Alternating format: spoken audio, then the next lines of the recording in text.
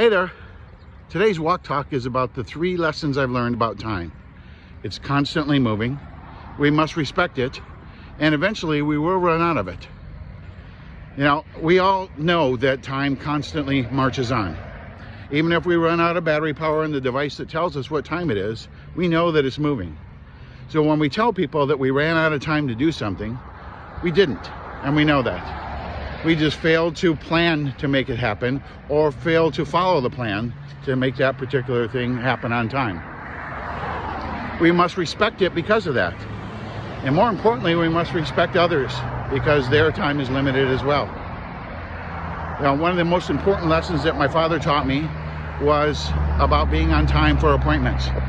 He said, if you're 5 minutes early to an appointment, you're on time. If you're on time, you're late. And if you're 5 minutes late, just turn around and go home.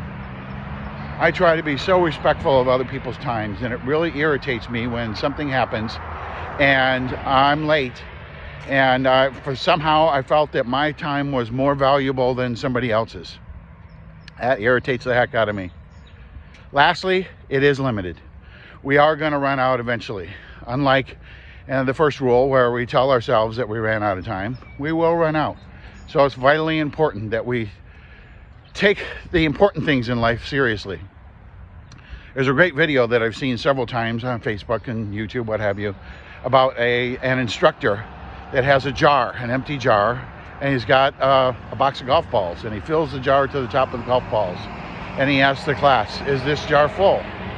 And the class says yes. And then he takes out a cup of pebbles, and he sprinkles the pebbles in the jar, shakes it up a little bit so the pebbles all settle down around the golf balls. And he asks the class again if the jar is full. And they smile and they say yes. Then he takes a cup of sand and he pours it in the jar, shaking the jar so the sand settles down around all the golf balls and the pebbles. And he asks the class once again if the jar is full. And they snicker, but after a while, they have to admit the jar is now full. And he tells them, this jar represents your life. The golf balls are the important things in life. Your health, your family, your friends. The pebbles are the other things in life. Your job, your mortgage, your car payment. And then lastly, the sand is all the minutia that we let get in the way.